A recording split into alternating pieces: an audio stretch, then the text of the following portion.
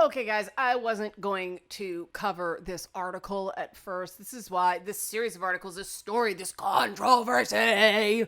I didn't do it for Tata's Tuesday because, first of all, it's not gaming related. And second of all, I thought this was just a funny little story that deals with one of the idiosyncrasies of life that I got a bit of a chuckle out of, but didn't really think that it was earth shattering in any way.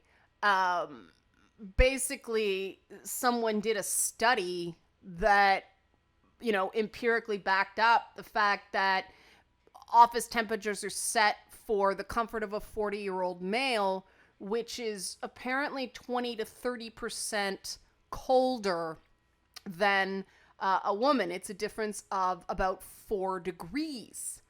And to me, I'm thinking, well, if half of your workforce, because that's what we're at to with women now, is in blankets in the summer, this is inefficient. It's a place where companies can save money. Turn the thermostat up 2 degrees, split the difference, and allow male employees to have fans at their desk if they are too warm. Seems like a simple solution, but oh, good God, the feels. And the controversy seems to be targeted around this story in the Telegraph. I saw this. This is the woman, Radhika Singhani, who some media political operatives went after and claimed that she was saying this is more important than suffrage, and to this, it's ironic that the first thing you think of is to tell these who's to go calm their tits. No, she's not saying that it's more important than suffrage. It's just one of these things it's frustrating in a funny way. It's one of these truisms of life that we should be able to just laugh at and then solve the fucking problem and not have this turn into an internet fight. The fact that office temperatures in an age of increasing efficiencies and downsizing and everybody pulling together and taking one for the team because we can't afford it, you'd think that needless air conditioning would be an easy way to cost cut. Not so. Oh God, apparently saying the office is too cold is privilege. According to one person on the internet, it's a feminist conspiracy. According to the other, no, it's just people who have different biologies saying they are cold. And to flip it around, to put this in perspective, how fucking silly this whole stupid fight is. You remember when you were a kid and the house was cold because your parents are trying to save money? And you're like, I'm cold. And your parents said, put on a sweater. At least my parents did that. In exactly that voice, too. That's exactly what it sounded like in my memory. All of a sudden, put on a sweater. I became George Costanza's mother from Seinfeld. Just jumped into the house just to say, put on a sweater. And that's the conventional. You keep the heat as low as possible to save money. Well, flipping it around, the logical tough guy mentality should dictate you keep the thermostat as high as possible in the summer because that requires fewer resources, especially since our power consumption problems are in the summer. That's when we get the brownouts. That's when we get the load on the grid. I said load. Being a problem. But oh God, the minute the roles are reversed and it becomes not just if you said, look, Bob, half the people in the office are wearing blankets. We got to turn up the heat. I'm sorry. Like you and Steve over there. Yeah, okay. You may need to wear a lighter shirt or something, but look, they're freezing. This seems common sense. But the minute you go, oh no, it's the women that's cold, and it's the men that's, oh my God, freak the hell out, mayday, mayday, call in reinforcements, oh God, the women's are after us, oh God, they're saying it's more important than the right to vote. Oh, come on, give me a break, you whiners. Actually, no, they're not whiners. They're deliberately inflating this into more than it is 4 clicks. So let's look at Miss Radhika Sanghani's article and see if it really is the affront to our intelligence that some people insist it is. I bet it's not. I haven't read it yet, but I bet it's not. I bet she has a very reasonable complaint. She starts, I am freezing cold as I write this article at my desk. I'm wrapped up in a jumper with my legs crossed under me to keep warm, and my sleeves are pulled down as far as they go. My 2 female colleagues are sitting opposite me wearing their jackets, and there's a stack of emergency desk jumpers in case things get worse. The men around us are all pretty much jacket-free. In fact, most of them their shirt sleeves rolled up and religiously maintain that the temperature is fine. Welcome to office life, where women battle daily with the air conditioning, and men have no idea there's even a problem. But there is, and it's a sexist one. Men toil in their dream temperatures while women are left to shiver, or in my case, wrap themselves in a weird gray poncho blanket scarf. It's really about time we had this conversation. There must be thousands, dare I say millions of women out there having these exact AC office wars.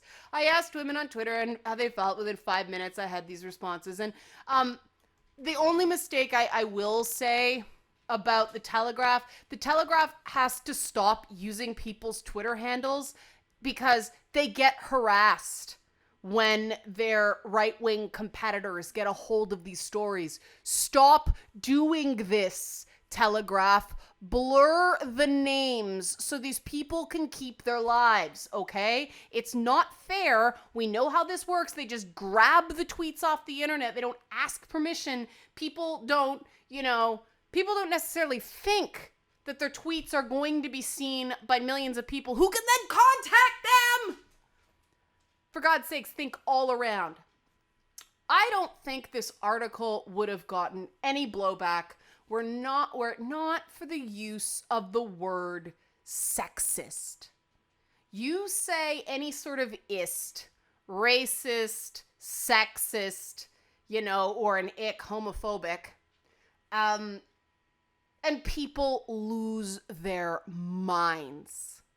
And it's because we're afraid of words. It's because of this idea that if you're a racist or a sexist, or you have a racist or sexist thought, you're the worst scum of the universe and don't deserve to live. And that's just foolish. That's just foolish. Every person on this planet has a dumb thought in their head or two. The question is whether it really is sexism. And, well, in this case, considering the men are saying it's fine when they're looking at women huddled up and shivering, well, what do you call that? What do you call that if it's not obliviousness based on gender lines? That, they're fine. That willingness to dismiss that sort of thing. I mean, yeah, guys do it to guys too. But in this case, it's, denying the evidence you see right in front of you that things are not fine and saying they're fine because it's fine for you. Like right now, Loki is licking the plate I used to have lunch. I could say it's fine because I'm recording it, but it's not. Bad doggy. You're not supposed to do that. Go. Excuse me, guys. Away with you, Loki. And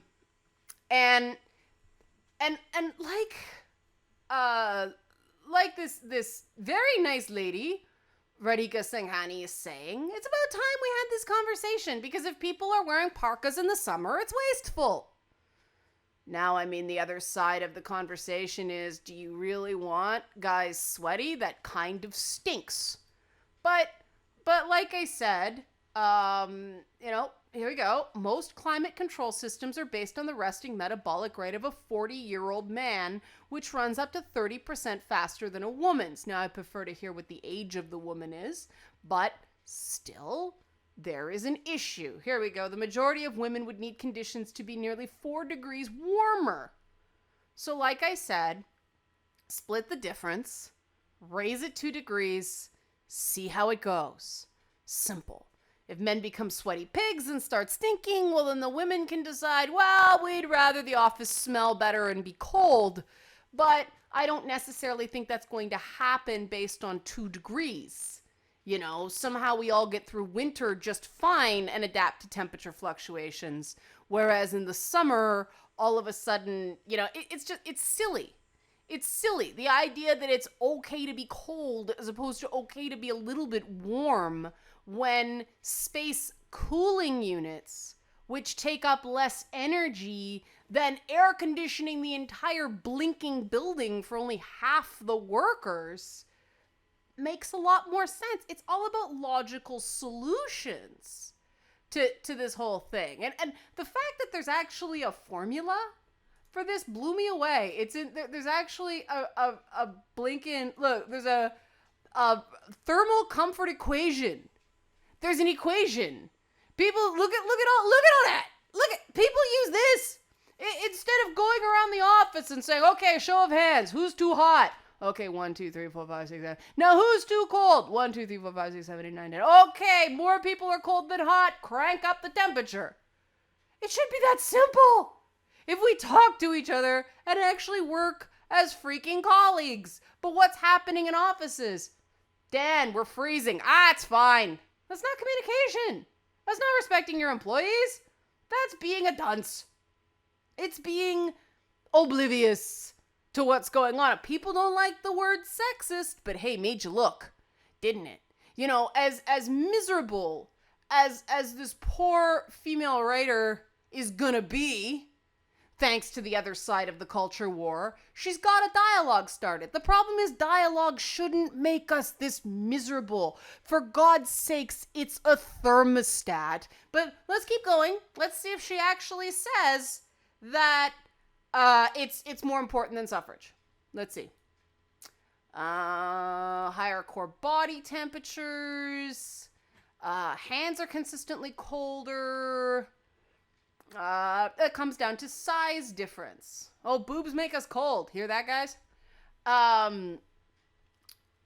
Okay, so I love air conditioning. Okay, so basically, these pictures are funny. Obviously, this touched a nerve and people were having fun with it. And here's another thing that people don't consider about it's fine. You've got a choice to either sweat during your commute and lunch break or shiver all day. And that's an issue. Shivering can lead to physical problems, things like that. It's also cold temperatures. I can't think when I'm cold. I mean, I relate to this because I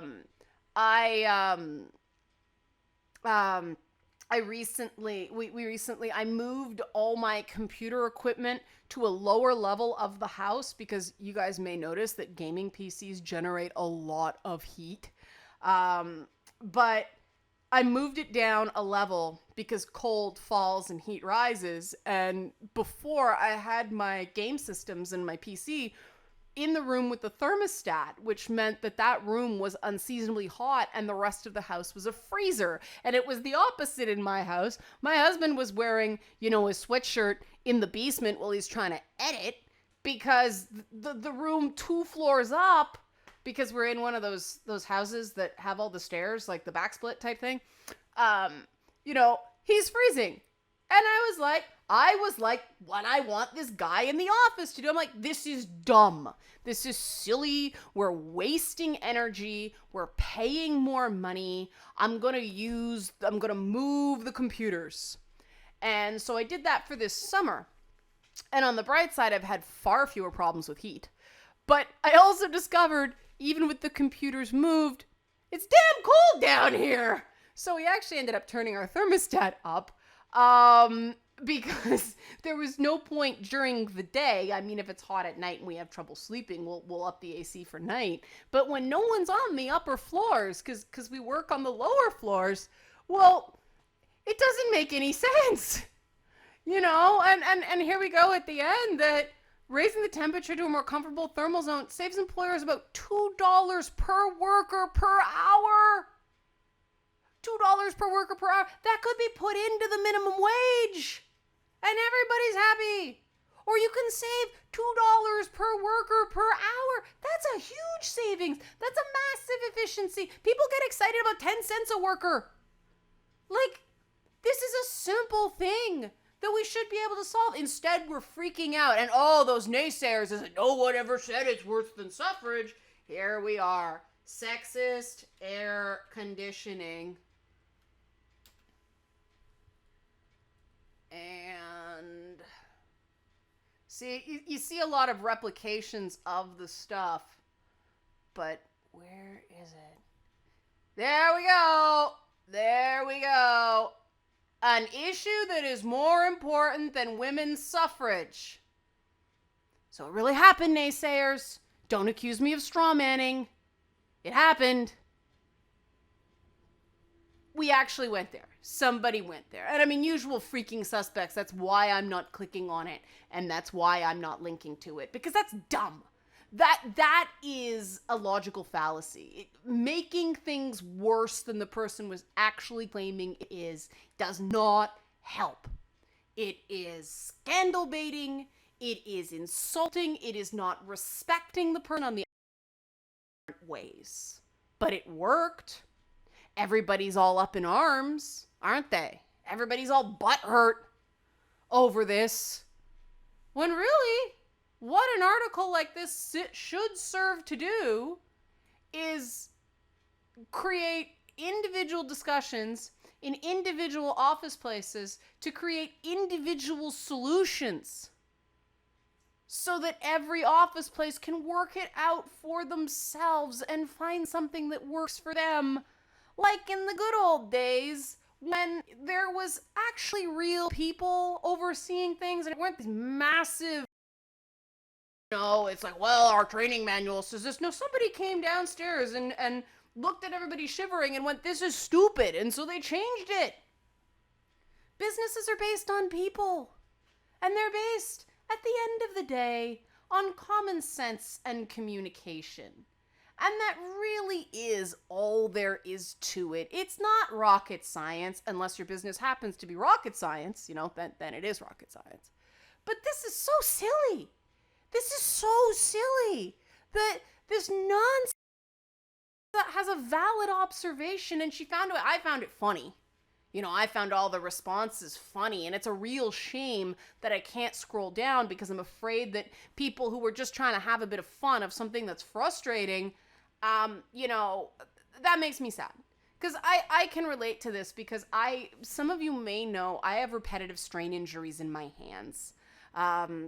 I actually can't close a fist. I can't. It's like an O.